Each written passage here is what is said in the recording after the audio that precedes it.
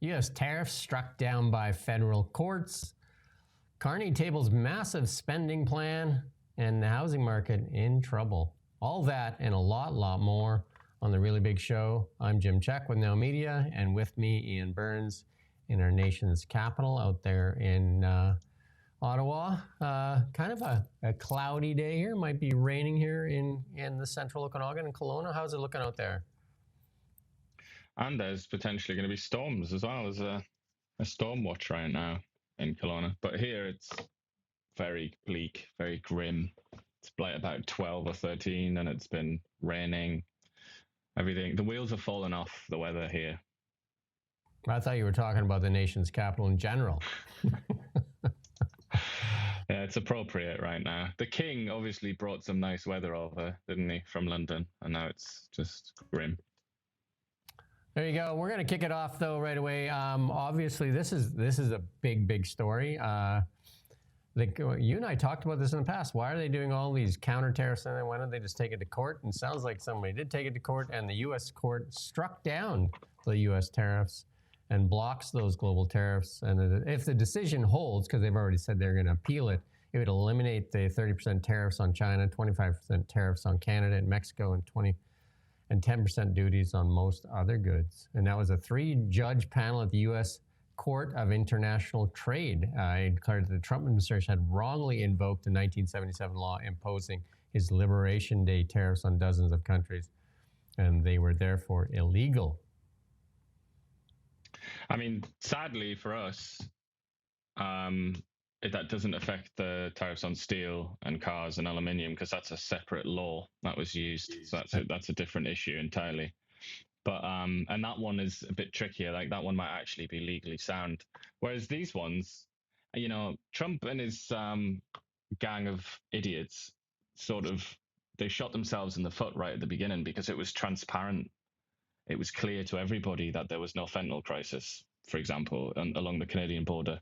How many times did we talk about that? When that was first announced, we were just looking at that in dismay. It was just complete falsehood that the Trump administration was trying to push. And it was clear as well that they were doing it just as a kind of pretext so that they could pursue this tariff policy, which is really just a negotiation strategy as well. So it's like a multi-layered fraud that the Trump administration has tried to carry out against the world, basically, and it's fallen to pieces. Because he went there with his stupid little placard, which had the list on the reciprocal tariffs and all the rest of it, and it just had no connection whatsoever to his justification, which was that we're in an emergency. Obviously, that's not true, and going right back to the founding of the U.S. Republic, Congress has power over that, not the president, not the executive. So, in a sense, these were always doomed to fail. It was just going to be a matter of time. So now I think he's either going to have to switch over now to the thing that he's using to destroy Canada's auto industry and steel industry. He's going to have to switch over to that and try and push them all through that one, like sector specific, or he's going to have to try and pass a bill through Congress. And I really don't think, I think the shine has already gone from the Trump administration. There's no way he's going to persuade Republican congressmen to destroy their own economies in their own states. That's just not possible. So I think they look dead to me now, those reciprocal tariffs. There you go. And then Carney tabled his spending numbers. And, you know, this one here from Rachel Thomas from The Globe says the first, you know, it's worse than Trudeau. So much for the different approach. And then this one from Global, David Atkin there. Carney tables budget spending plan with few details. There's very few details in this, but it's a massive budget. Or not, it's not a budget, sorry, it's a spending plan. I shouldn't say budget. The budget's not coming to the fall. This is just a $486 billion spending plan with no real details. So basically a blank check. And it's there's a few absences in there that people are already talking about. Like, for example, the CBC, which was promised a massive chunk of change, wasn't it? It was promised $150 million. Yeah. But this only includes $42 million for the CBC. I don't know how they're going to survive on those pennies, But and there's some other ones in there that related to defense and stuff like that. It just isn't in there. So the thing is, not only is this like inaccurate, basically, but it looks like it's an underestimate, if anything, because they're going to need a lot more money. And all kinds of plans that he's promised, Mr. Carney, that he was elected on. That presumably is going to need money. But in that interview with the CBC that we talked about yesterday, he actually said during he was asked, wasn't he, like, they want money. The provinces want money for these projects, like pipelines, whatever, infrastructure projects. And Carney was just kind of like, do they? Or like, am I going to spend money? Is the federal government going to spend money? So it's kind of like, he seems to think that Canada can do these sort of nation building projects without any money from Ottawa, which is obviously completely delusional, isn't it? Well, Ontario and British Columbia are already running massive deficits, so I don't know where they're getting any money. Well, in part because they've sunk so much money into failed projects over recent years, like with Honda and the rest of it. Yeah, billions of dollars in the EV related to this EV mandate. Canada Post, obviously in really big trouble. The CEO says that that it's on the brink. Canada Post is on the brink, and here we show some of this in this graph here that it reported a net loss in 2024 of $1.3 billion, and it's 841 million, and that's because they sold off a few things, but the real operating loss is 1.3 billion. And those financial losses since 2018 are $3.8 billion. And a lot of the stuff is down too. Parcels results sharply decreased due to the strike and intense competition, down 20%.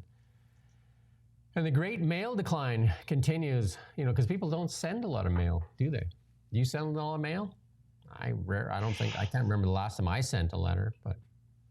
No, I mean, now and then, but it's become an increasingly rare event. And I mean, it seems like it's rare to receive mail nowadays that isn't just junk mail, because obviously most statements are through email now. Yeah, so it's just like with City, when they want money, they tend to send you a letter. But other than that, it's hard to think.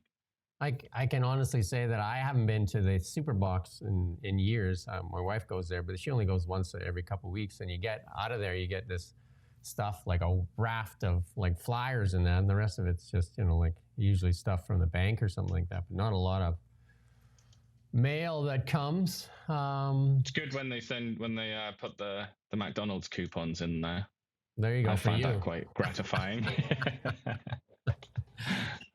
You can get the app, you can get those coupons right through the app. You don't need to go to the mailbox for those, but hey. It's more intimate and special, isn't it, when you've got the physical picture of the Big Mac. Yeah, and the CEO, Doug Ettinger, says major changes are urgently needed, and manages proposed service cuts and revisions. Yeah, I mean, it's a pretty dire situation.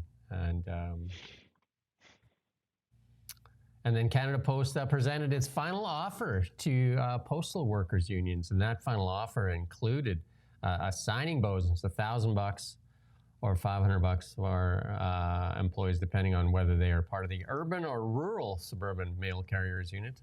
There you go.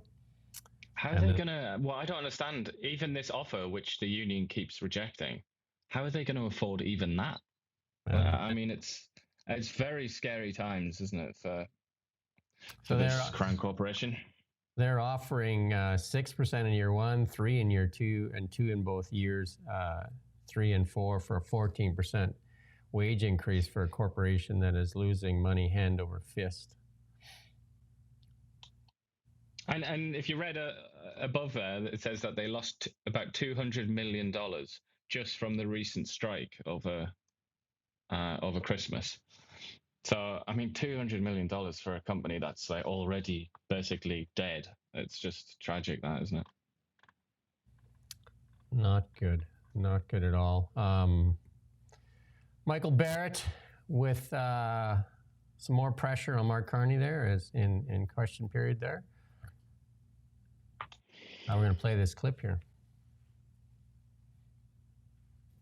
Before taking office, the Prime Minister helped establish multi-billion-dollar investment funds that were placed in offshore tax havens. Now he's shielding those investments from public scrutiny with a blind trust that hides but doesn't remove potential conflicts of interest. Now, Canadians are lined up at food banks in record numbers. They can't pay their rent, but they are paying their taxes, and they want to know if the Prime Minister paid taxes on his investments. So can the Prime Minister, who I welcome here today, confirm that none of the investments that he placed in the blind trust were previously held in offshore tax havens? Hear, hear. The Honourable Government House Leader. Speaker, as you know, the Prime Minister has followed all the rules even before they were required.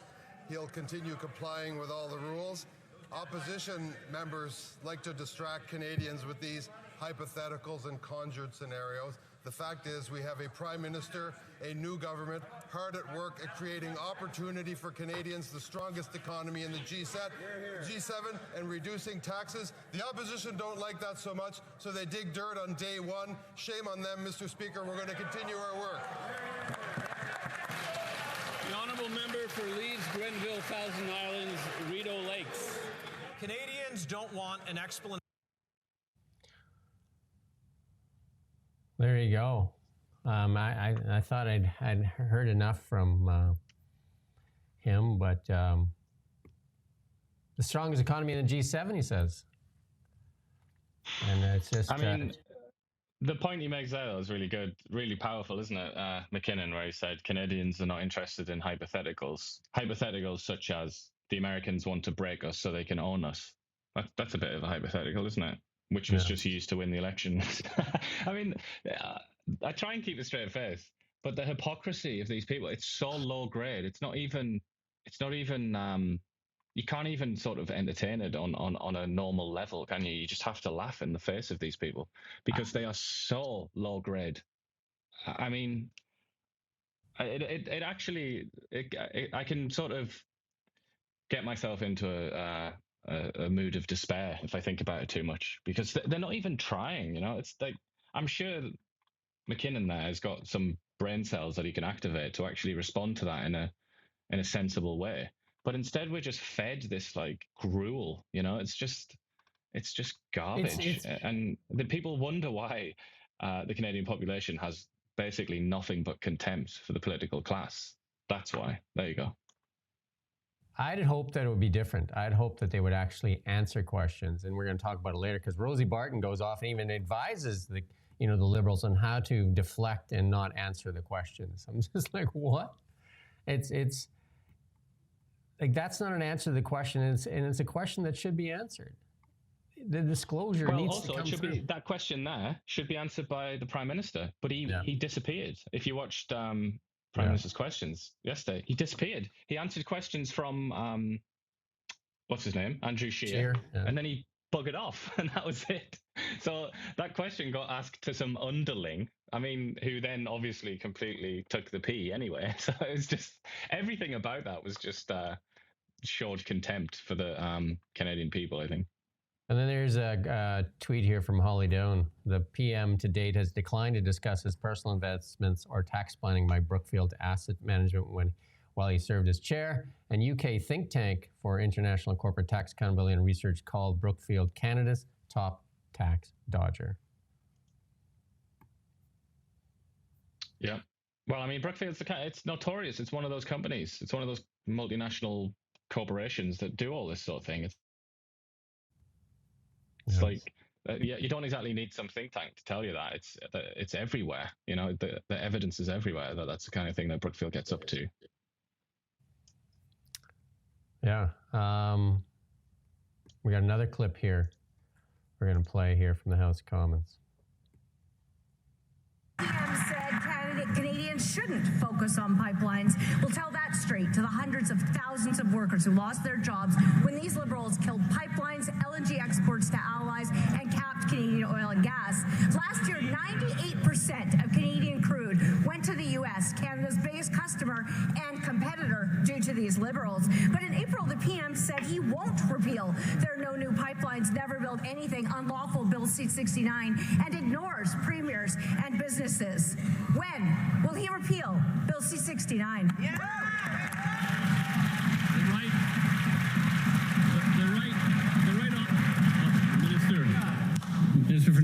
rise in the House for the first time.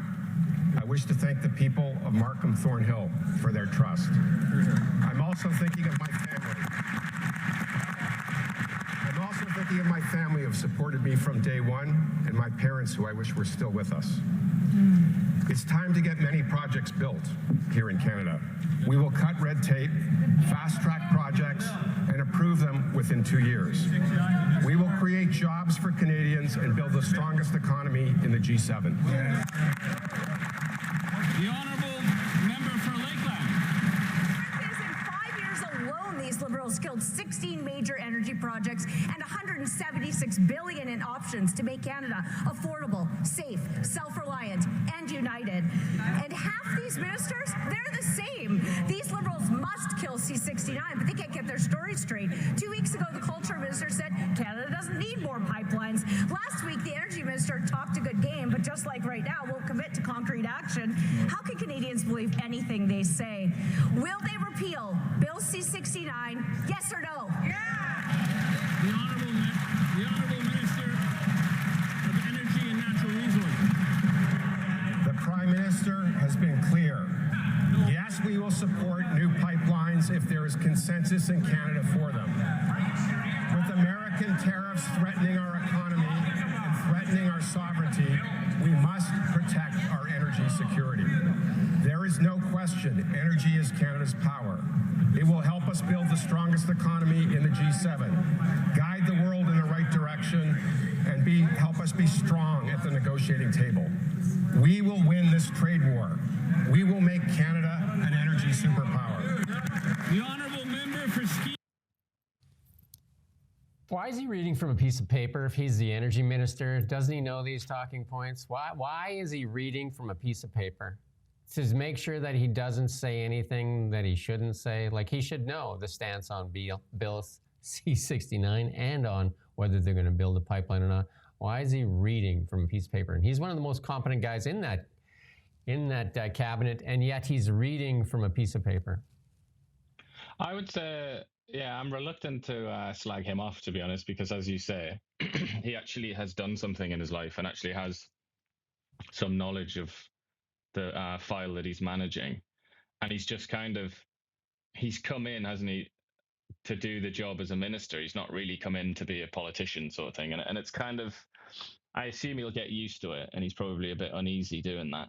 But I would say as well, again, in his defense, that he doesn't know the position on C-69 because there is no position on C-69. I think it's deliberate ambiguity because they don't want to say anything about that bill. They don't want to say anything really about pipelines either, do they? So he's kind of restricted in what he can say by Mark Carney, who's the boss and who decides all this stuff. So I feel like he's kind of in a bit of a straitjacket, and he also kind of doesn't want to be there anyway. He just wants to be an administrator rather than a representative politician.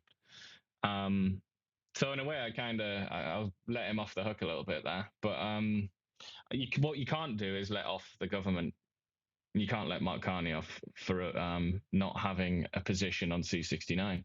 And obviously all the Conservatives know that, which is why they kept asking that question with such glee over and over again. And they're going to keep doing that because they know, they all know each other. It's a very incestuous affair, Parliament. And they know straight away, they sniff that out right away, that they don't really have a position on C-69. And yet that is an important issue in the country right now. So they're putting the pressure on. And eventually we're going to find out. But as we've said numerous times, once he does declare a position on that and on other things, he loses support from certain sections of the country. So he's reluctant to do that too soon. Yeah, I know the reading of a piece of paper definitely does not help his credibility there in managing that portfolio. And that is the question that needs to be answered in Canada. When, to quell all this separatist talk, when will they commit to a pipeline? Never would be my theory from where I'm sitting right now. I don't think they want to do that. Otherwise, they would have said they wanted to do that. And when he says when there's a consensus, then we'll build one. I mean, anyone that's been paying attention for the last couple of decades knows that you can't obtain a consensus because there's always some malcontent that will be upset about it, every single time. It's guaranteed, because it's a controversial issue. You always have people that don't want to do it. So if you're saying we'll do it when everyone wants to do it, that's the same as saying we're never going to do it. Right. Exactly. And then, Carney talking about fast tracking, and some of the provinces talking about fast tracking. And here's the bloc swinging the hammer and saying, not so fast, as Blanchette. Because, the NDP don't get to sit on committees now. So the balance of power rests with the bloc. Yeah. And that's going to be great news, isn't it, for Canada? Yeah, so it's going to be slow, and they're going to have to rewrite the bills and stuff like that. And the bloc is going to use that hammer. And the NDP is basically frozen out of the committees because it doesn't have official party status, because it doesn't have the minimum 12 MPs. That was like a big mistake by Jagmeet Singh there, to throw his party away for what? For his pension? Or in his case, that he didn't want the Conservatives to win. Like, which is it? We don't know the answer to that. But there you go. But in the process, he's given more power to the Conservatives. And more power to the bloc and the Conservatives. And the Conservatives and the bloc often voted together on budget bills and ethics matters in the 44th Parliament. The New Democrats were the cavalry that came in to rescue the Liberals. And I would say that I think even Blanchette is more outspoken against Carney than even Poilievre. And he said that Canadians voted for a banker prime minister so he could negotiate with the United States. And he says, I know more about the economy than the new Grand Master. He definitely has a sour taste in his mouth for Mark Carney. Well, I mean, for Canada would be a more succinct way to put it. He's an enemy of Canada. He despises Canada, doesn't he? And everything that he does in his life is designed to degrade Canada. So. Yeah, he has one focus, Quebec, and Danielle Smith gets burnt when she talks Alberta first, but Blanchette never gets torched by the CBC for their Quebec first, and that's not even just Quebec first; it's Quebec only. Never mind Quebec first, right? That's just one of the many double standards that exist in Canadian society, really, because Quebec is given special treatment in absolutely all ways, including when it comes to criticism. They're not criticized. And I think really it all boils down to fear in many ways. I think the likes of the CBC and other sort of members of the elite, let's say, they're scared of Quebec.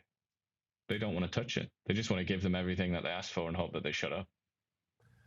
And then more on this fast tracking. National Chief says First Nations growing frustrated with this fast track approach. The head of the Assembly of the First Nations has said First Nation leaders are being disrespected as governments across Canada pledged to fast track building projects to boost the national economy in the face of the U.S. trade war.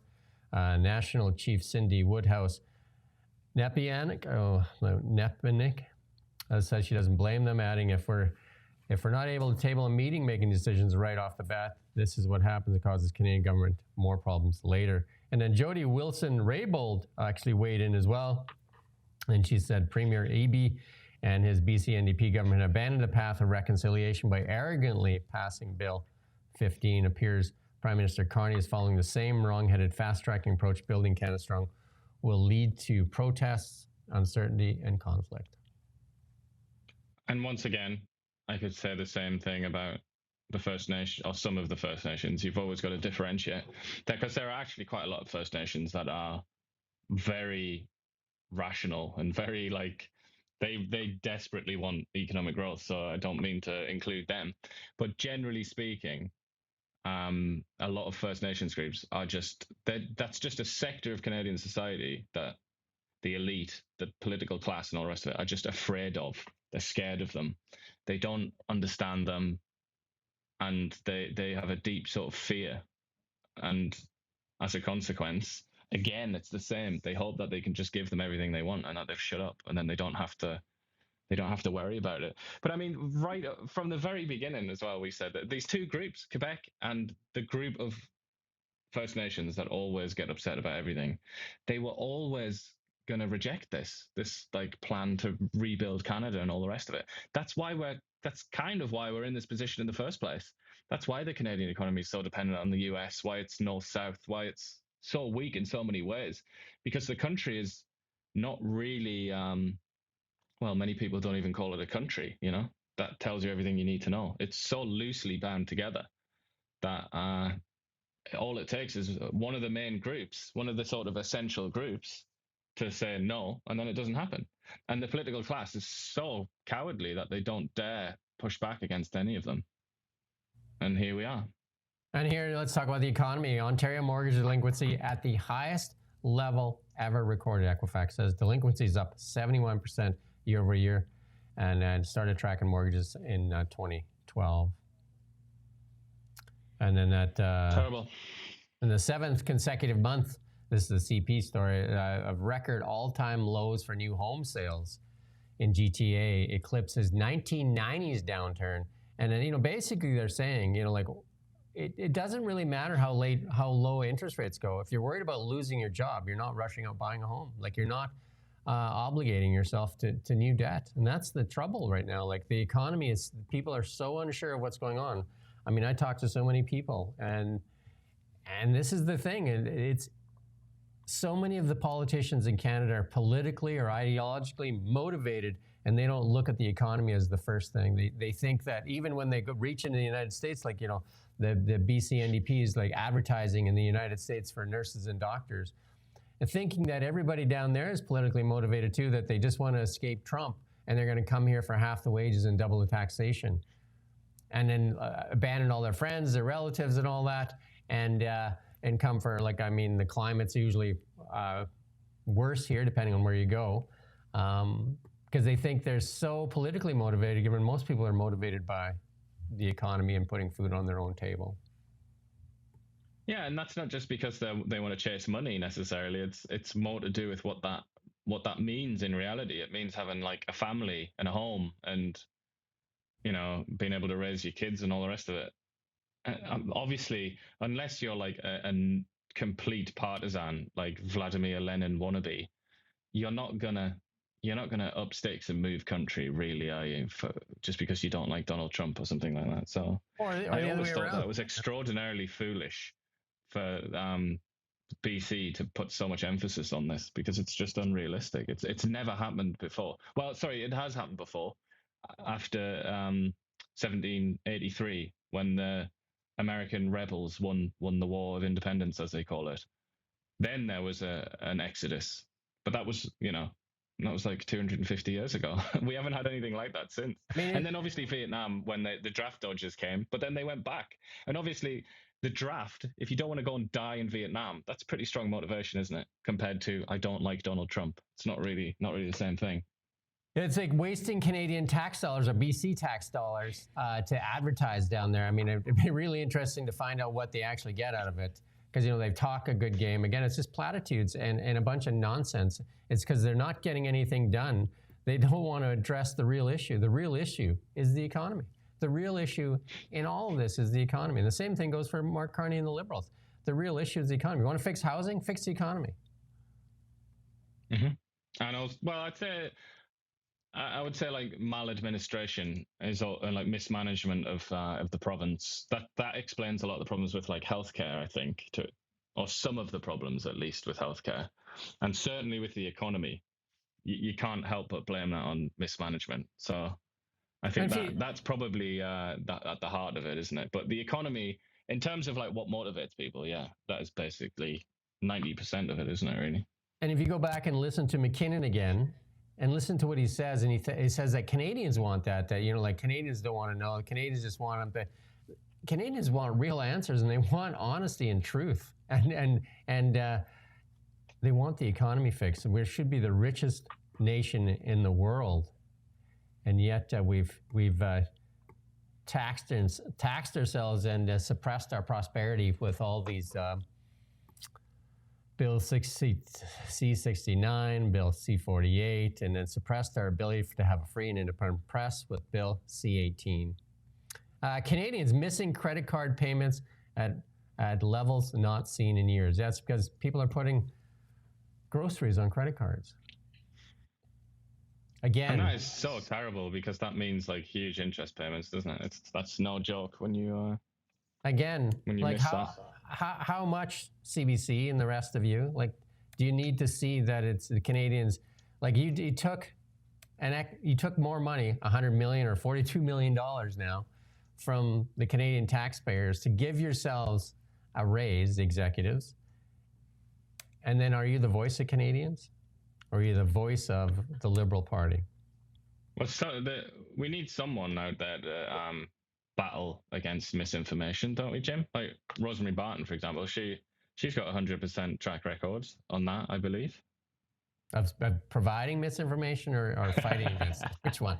I'm not sure if I understood your question.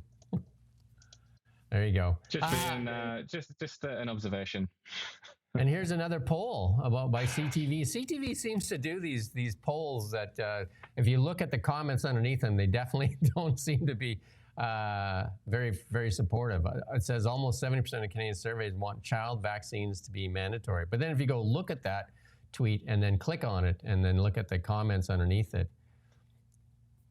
This is from Angus Reid, the Angus Reid Institute. CTV just covered it. Yeah, I know, they're pushing it out, but I'm just saying if you go look at that poll, the tweet from CTV and then click on the responses underneath it, it may not seem as supportive of where they got those numbers from, right? But that's misinformation, and that's a Russian disinformation campaign, obviously, Jim. Anybody that posts on X is Russian, I thought. Because if you go read some of them, like you just pulled it up here. Like, what did you survey? You survey just your staff, medical fascism. No way this is legit. And then this is just, I'm not skipping over any of these. This is complete BS. Don't forget to, just like it's like, I mean, stats work. And this stat, that's a lie. The system wants to, and I don't want to say some of the things. And a lot of these are verified accounts. There you go. I would say this is an interesting subject, though, because this is directly related to the measles sort of mini epidemic, or whatever you want to call it, outbreak. But the thing that's never discussed, and I've heard so many discussions like with CBC, obviously for my sins, as I say very often, as a masochist, I listen to the CBC radio. But even when you read it, like they talk around the issue. What's actually going on here? Why is measles spreading among particularly its children now? Why is that happening? And the answer is because there are unvaccinated people in schools and whatnot. But then you dig down a little deeper. It's like, why are these people not vaccinated? It's because they've come from abroad. It's an immigrant crisis. It's to do with with certain immigrants as well. Actually, I shouldn't say immigrants generally. It's to do with people from certain countries who haven't been vaccinated in their home country and are suspicious of authority and suspicious of particularly vaccines. There are places in the world, like infamously and tragically in Pakistan, rural Pakistan, where it's one of the most dangerous jobs that you can do in that country is to try and go around and vaccinate kids against polio, because people will literally try and kill you if you do that. That's how anti-vax. That's what real anti-vax looks like. But obviously, a lot of these people we have from all kinds of new countries, like new demographics. People are coming to Canada and they're not vaccinated. They don't trust authority and they're not going to get vaccinated. And lo and behold, now we have a measles epidemic. But obviously, that is to say that you have to risk. For some reason, I don't know entirely why this is the case, but you have to risk being like controversial and potentially offensive. And the Canadian media establishment is so spineless that they don't dare say anything like that, really. But that's the kind of great truth behind the scenes that isn't really ever being discussed here. And Manitoba declared a state of emergency for wildfires. There's a bunch of wildfires burning there. And that big one near Flin Flon there too. And then again, we talked about it yesterday. Where's the mitigation and the investment in equipment to fight these wildfires? I remember I interviewed the one of the executives from Coulson Aviation, the largest wildfire fighting airborne firefighters in Canada. And at that time, when I interviewed, I don't know if they have any now, they have 0 contracts in Canada. And yeah, that kind of stuff, like the amount of money we spend on mitigation is dwarfed by the amount that we spend on fighting fires. Yeah. I mean, you would think, wouldn't you, that lessons would have been learned from Jasper and Lytton before then, but doesn't seem like it, does it? There was many more lessons prior to Jasper, and it was reported that was. There's a lot of information out there said that they were warned about Jasper for a couple of years and did nothing. Yeah. Canadian Border Services Agency said it conducted about 2,600 seizures across the country, and about 17% of that was seized destined for the U.S. Most of it was coming the other way. Who'd have thought, eh? I mean, I seem to remember a couple of guys on YouTube said that about 6 months ago. What a laugh this has been, this whole farce from the Trump administration. What a lot of nonsense. They called it Operation Blizzard. Getting all the white snow being trafficked across the line, I guess. Yeah, well, I mean, now what? The more interesting thing to ask here is, now what? Like, is Mark Carney going to summon the U.S. ambassador and say, fix this? Are we going to put tariffs on the U.S.? Like, what are we going to do to punish America for spreading all of this misery into our country? And not to miss an opportunity for crisis and to step on the podium and talk about climate goals. Global rearmament now poses an existential threat to climate goals. Everything is an existential threat. NATO plans to rearm in the face of threats like Russia and China could increase greenhouse gas emissions by as much as 200 million tons a year. You know, dropping bombs also does that, eh? It's classic. It's classic from The Guardian, where like you're almost left. Look, is it any wonder that so many people who are on the more like radicalized left that they will say that it's a political decision on their part not to have children? I've heard this so many times, where they say, "Oh no, I'm not going to have kids because like I don't want to contribute to climate change." I've heard that blah, too many blah, people. blah. Yeah. Yeah. Is it any wonder? Is it any wonder that they feel that way when they're fed this kind of trash over and over again by The Guardian? But it almost seems The Guardian's like end goal seems to just be like, let's just die. Should we just die? Like, should we all just kill ourselves? That's probably the best thing that we could do at the minute, isn't it? I mean, it's just, what kind of philosophy is this? It's just nihilism. The Guardian might be the existential threat to people that are gullible. How's that? But it's also The Guardian. The Guardian has done more than almost any other publication in the world to increase fear of Russia and Russian aggression, and to highlight the sort of war crimes and all the rest of it that they've committed in Ukraine, and to push the Americans and the British and the Europeans to spend more money to try and defeat Russia. They're on that, every single minute of every day. They're on that. They're banging that drum. And then, NATO and other Western countries, they've heard the message and now they're trying to increase spending. And then The Guardian comes out and says, oh, but this will, this is going to increase global climate change. This is going to increase carbon emissions. It's just like, these people, like I said, there's almost like there's no consistency to their philosophy. They're just nihilists. I'm convinced that that's what it is. Perhaps they believe to reduce the risk of Russian aggression is just to kill yourself so you're not there, and so Russia doesn't have to invade. I don't know the logic. Yeah, just this is the thing. I just don't understand it. And I mean, obviously The Guardian is like on the fringes. It's kind of an extreme hyper-liberal publication that is often the butt of jokes. It's not really it's not a serious publication in many ways. It's just a ridiculous forum for people on the fringes to talk to each other. But well, I don't know. I don't want to stick the knife in too deep, but I'll let that lie. I'll let that swim away. And there you go, Anita Anand promoting two networks, CBC and CTV, as like in quid pro quo. Here you got CTV. She's got middle tax middle class tax cut, and Carney pushes middle class tax cut. It seems like they like to push each other, promote each other, I should say. Even Cochrane said that, didn't he, in the interviews? Like, I know you've got your middle class tax cut. It's like, what are you doing? You're using a political slogan. Like, come on, slap yourself in front of the mirror and try and wake up. You're not supposed to regurgitate their propaganda points in their presence. And this is that part on Bill C-18.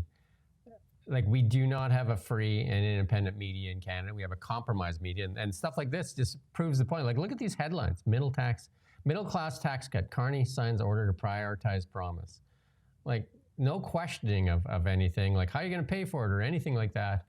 It's just, Carney pushes. Like, you have to push a tax cut. Like, who are you pushing for a tax cut? Oh, but also define middle class. That's a term with no definition. It's a political term that means nothing. Yeah. And this is how the CTV and the CBC have revealed that they've just swallowed the political messaging directly emanating from the Liberal Party. They've just gobbled that all down and regurgitated it like idiots. What does middle class mean? Who's going to explain that? Is somebody at CTV sat there and thought about that? I don't think so. They've literally just regurgitated the trash that's been poured down their throats. And then this is a journalist out there, I think an independent journalist. Ottawa wants to spend more of your money on CBC, and imagine if it takes $2 billion. And she's not a fan of the CBC, and we're not either. As of fans of journalists getting paid by the government, because obviously it compromises them, and the government selectively decides who to fund and who not to fund. That in itself should raise questions for people.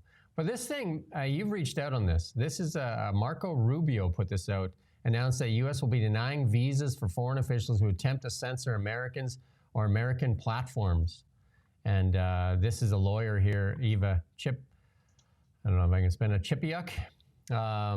She says that it could deny U.S. officials like Stephen Guilbeault from traveling to the United States. I wonder, and you reached out to the U.S. State Department on that and see how that affects Bill C-18. I did, and unlike Mark Carney's press team, the Prime Minister's office, they responded very rapidly and said that they're looking at it and they're trying to come up with a response. Very interesting, isn't it, that the U.S. State Department, which is basically like the colonial office, it's the headquarters of the American empire, probably next to the Pentagon, like the most important institution on Earth, or consequential anyway. And they respond to little old me when I send them an email. But, Stephen Guilbeault's department, which is just completely made up, pointless, Canadian culture or whatever, doesn't even do anything. They won't respond to my emails. And then the PMO won't either. I mean, it's stuff like that. It's that should be a source of great shame. There's not just to the people involved, but to Canadians in general. There's a lack of respect in Canadian politics for the press. They selectively decide who to fund. They selectively decide who they're going to answer. And lots of times they don't answer anybody. They don't believe they're at the answer. And again, if as much as many people don't like Trump, he puts himself out to the press almost every day. And like you said, the U.S. State Department responds to you in a matter of less than 24 hours. You got a response almost immediately. Well, yeah, I mean, no, it was within an hour or less than an hour where they just said, all right, when's your deadline? Like, blah, blah, blah. But the thing is, it's not actually that surprising, because when I worked for His Majesty's British government in a press department, if you didn't respond to a press inquiry, it doesn't matter who it was from. It could be from somebody that barely speaks English. It could be for some blog. It did not matter who the request came from. If you didn't respond within 10 or 20 minutes to say, I'm looking into this for you, friend, then the press officers, like the senior people in the department, would be on your case right away. It's like, what are you doing? Why haven't you responded? It's like, just bit. And I'm not trying to say that they're like hyper competent. They're not really. They're just ordinary people, but they have a culture of just getting things done. And actually, your job as a press officer is to respond to journalists. You don't really have any other responsibility. So to think that I've sent God knows how many emails now to particularly the PMO, and they've just completely ignored it. I mean, that's just so contemptuous. But it's also, what kind of a work environment do they have there? That just stinks. It stinks of like mediocrity and immaturity. Yeah, and that brings us to the Online News Act, Bill C-18. I don't know how they can argue that it could still not be repealed, and yet that's, I guess, the way they do it is just not respond to it. Yeah, and it's perfectly rational. It makes sense if you think of it from their perspective, because the people that they decide that they are going to respond to, like CTV and all that, they're never going to ask that question because they don't care, because they have skin in the game. On the other side, they're not bothered about C-18. Then they don't have the like. I mean, in CBC, I've done a couple of stories on it, but they're not really bothered about it either. They don't really care. So it's perfect for the Liberal government because they'll just ignore any emails that they get from people who might be curious about it, and the people whose emails they don't ignore aren't curious about it. So they so just rock on. It reduces some journalists to going catching them, stalking them, and screeching them in the street, and then they'll tell them that they're not journalists, and then and there you go, and they use that logic then to say only selected journalists can come and ask them questions. Only the well-behaved individuals can be allowed in. I mean, it's kind of sickening actually, and it's one of the main reasons that Canadian journalism is so low quality, generally speaking, is because they have such a hierarchical, sort of status-obsessed culture, where they really think about themselves as like quite special individuals, and it's like, it's like, oh, don't you know, I'm actually working for the CTV news outlet. Have you heard of it? It's like, for God's sake, man. I think whereas in America, it's like, it's a real hustle and bustle, and it's just like whoever shouts the loudest, whoever gets the story and all the rest of it. It's a lot more, well, as you'd expect from the Americans, it's a lot more democratic, whereas that's not quite the way it works here. The U.S. government has ordered U.S. embassies worldwide to immediately stop taking student visas. There you go. Or not even, it's the interviews are going to stop too, right? So, I mean, this goes beyond the U.S., doesn't it? This is like a crisis all over the place. Mm-hmm. Because that's not what universities, even though a lot of the university administrators come out now and they're like, oh, this is the end of the world. And also it's like, this is not why universities were created. It's not what they're for. They're not supposed to be just ways to make money off foreign students. Like that's not the purpose. And I think it's finally got to such a ridiculous extent now. It's so severe now that people have started to notice and complain about it. We got a clip here from one of the hostages there that was kept hostage by Hamas. He's going to play this clip, a CNN interview. Very scared of him. Yeah, they wanted... Who? The terrorists. We're afraid of Trump. Yeah, they wanted Kamala to be chosen, to be elected. You talked politics with them? Yeah. They wanted Kamala to be elected. When Trump became president, the way they treated us changed. For me, personally, this is what I think felt. because they anticipated that a deal would come soon. Yeah. And that's when they started giving you more food. Exactly. More food, treated me better, stopped cursing me, stopped spitting on me.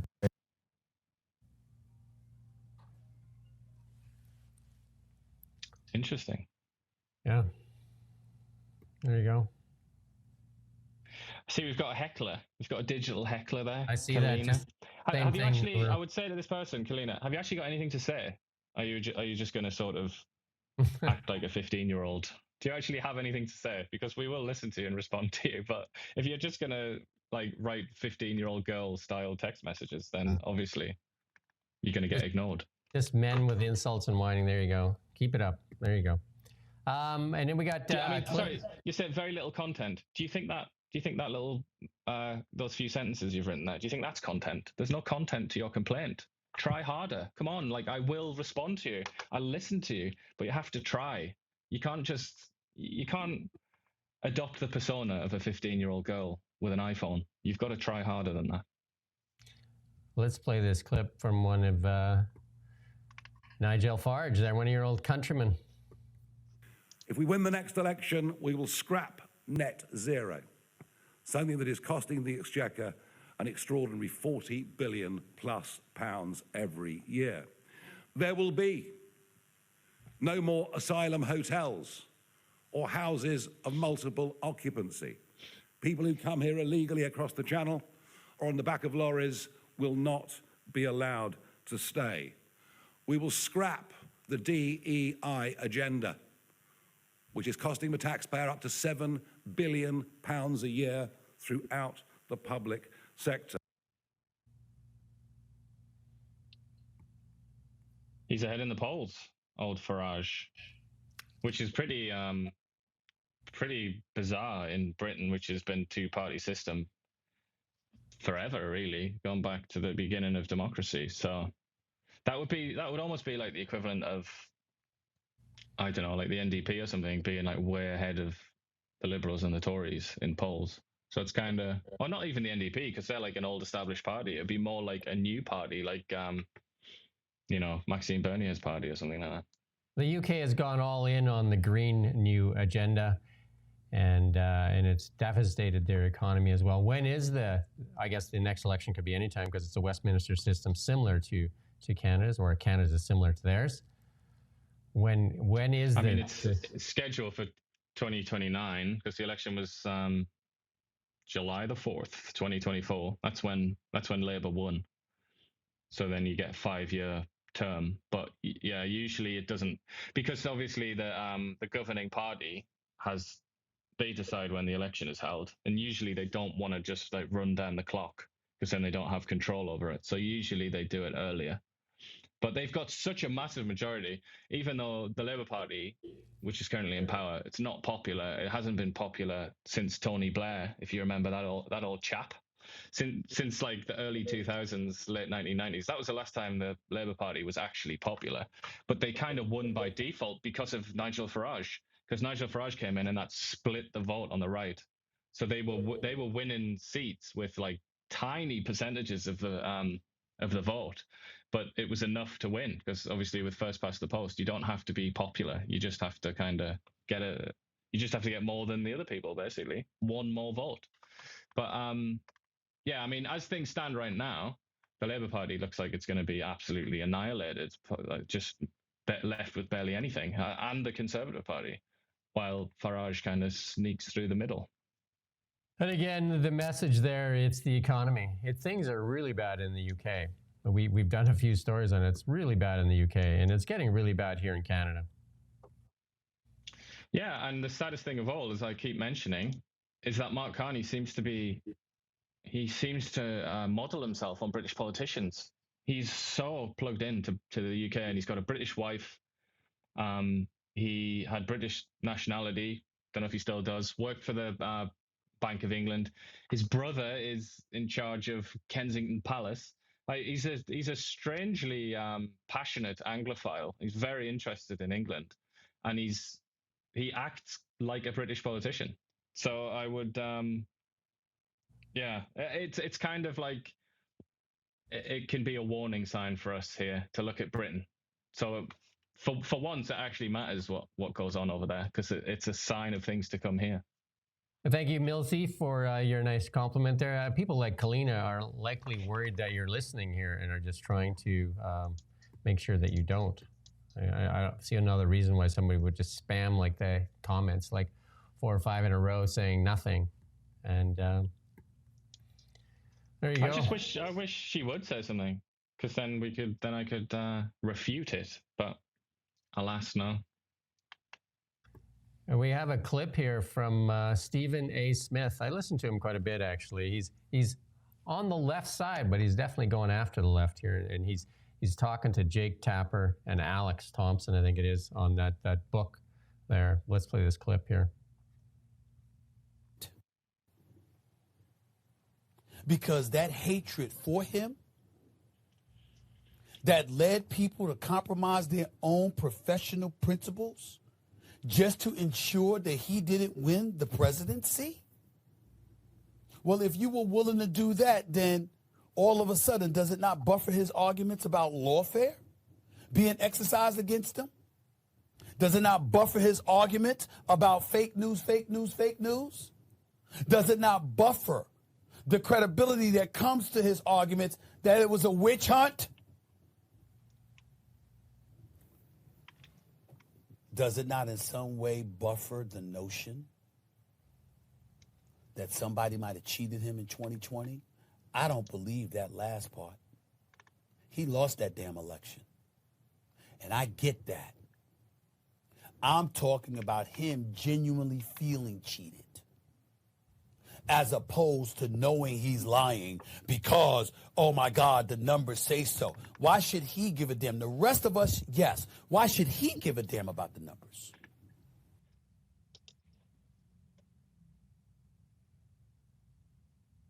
And we're going to play that next clip here from Stephen A. Smith as he talks to Jake Tapper and Alex here.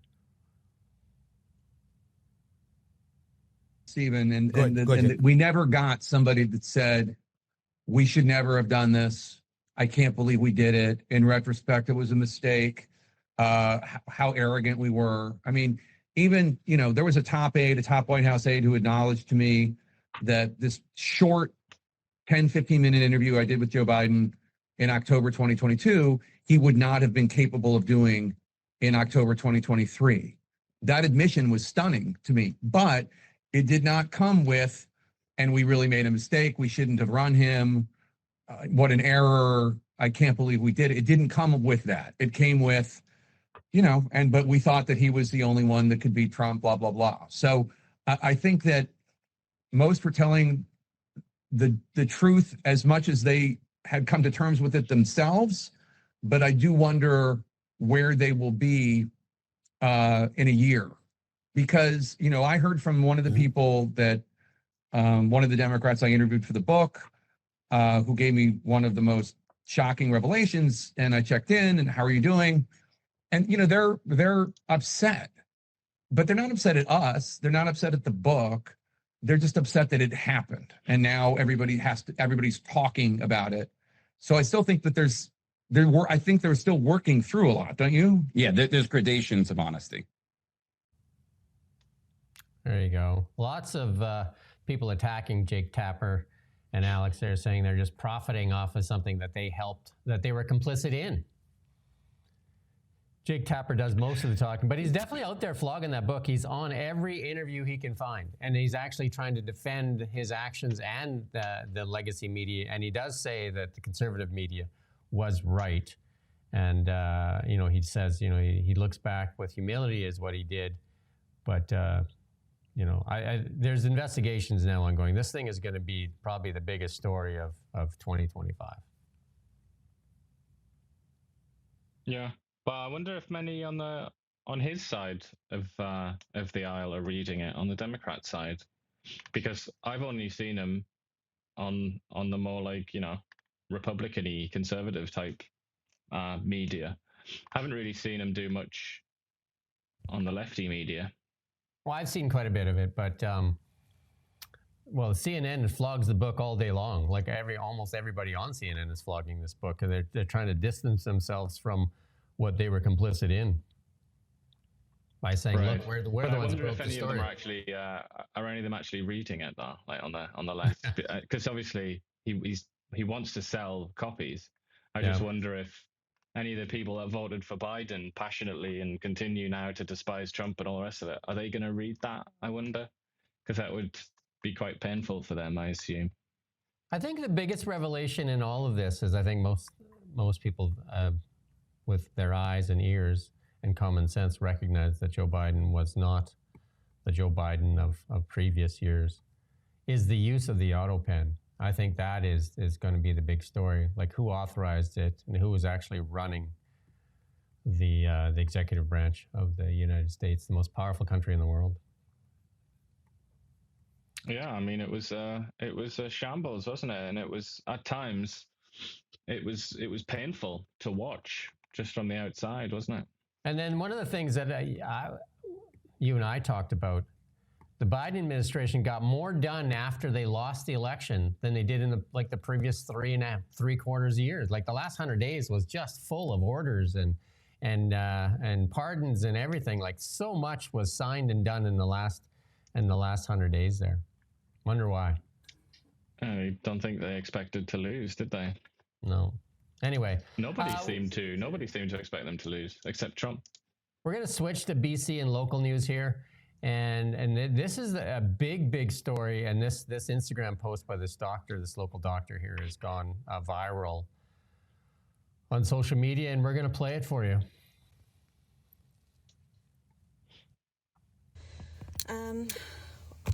I think there's to know. So as a parent and as a physician at Kelowna General Hospital, I think our community should be concerned about the current pediatric crisis that we're having. And I don't think that the media and IH is putting out information that is completely accurate. And so we are facing a pediatric crisis. In fact, we don't have any pediatric coverage at our tertiary care hospital for at least 6 weeks, if not more. And they're saying that this is due to doctor shortage, which is sort of true, but there are other factors involved. If you can imagine, one pediatrician is responsible for covering the pediatric ward, which is 10 patients, all pediatric psychiatric patients under the age of 11, every sick kid that comes into the emergency department that needs consultation or admission, the entire neonatal intensive care unit, and they're responsible for being at every C-section and every delivery that could require support for baby. So that's 5 different places that our pediatricians are required to be at once, and there's only one on at a time. And so for years, they have advocated saying this is an unsafe work environment for patients. We need one doctor on for our neonatal unit and one for deliveries, and the other one for the emergency department and pediatric care. And their voices have been silenced. And so we're having a doctor shortage because they're worried about putting their own moral and professional integrity at risk, as well as patients. So for example, I just got off my shift in the emergency department. We have a sick kid in our trauma bay from an asthma exacerbation. That pediatrician is helping me getting their airway ready, maybe for a potential intubation, and then they get called to a stat C-section, and then their pager goes off again and there's a seizing baby in the NICU. Which child are they going to leave? Which child will not get their care and attention? And that's going to have negative consequences for that child and also for that physician. So I think as a community, we need to let our leaders know that our children deserve better. They deserve to have adequate coverage and physicians that care about them. We have over 20 pediatricians here in Kelowna. It's not that we have a doctor shortage. They just are working environments so that they can treat your kids the way that they deserve to be treated. So let's raise our voices and let's get this crisis sorted out with real change. And I think we can all do our part.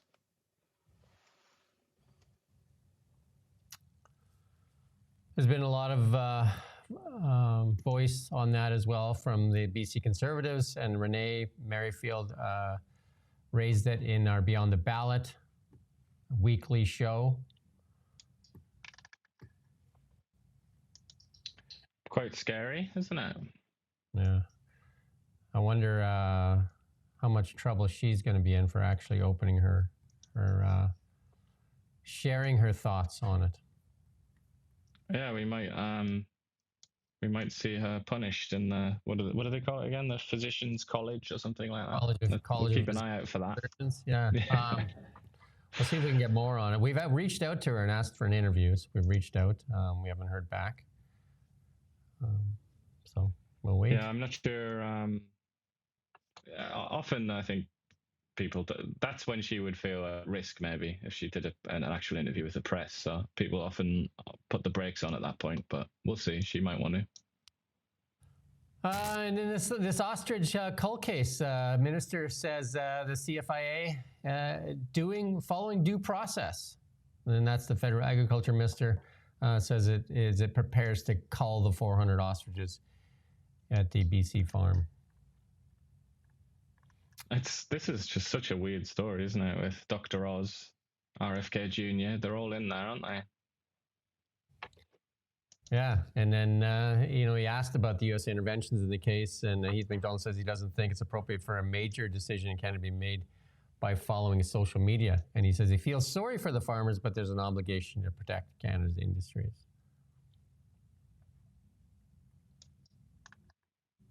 And Kennedy wrote that they're willing to, and Dr. Oz they're willing to relocate the birds in Florida. I'm sure the ostriches would like that, wouldn't they?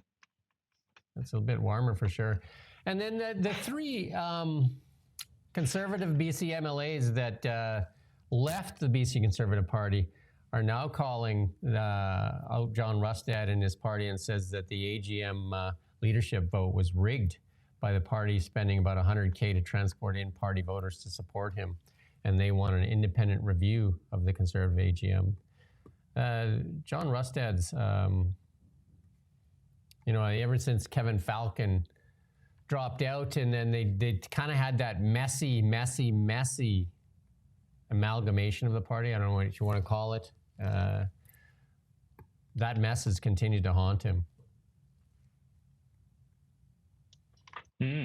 Well, I also think like not winning has hurt him as well, because the momentum was all there, wasn't it? It kept on building and building and building, and then obviously they lost by a whisker, by a tiny fraction. It was an extremely close election, but I think that kind of took the wind out of their sails, and now they're all stuck next to each other, and it's like, who the hell are you? And then hence these people abandoned ship pretty quickly.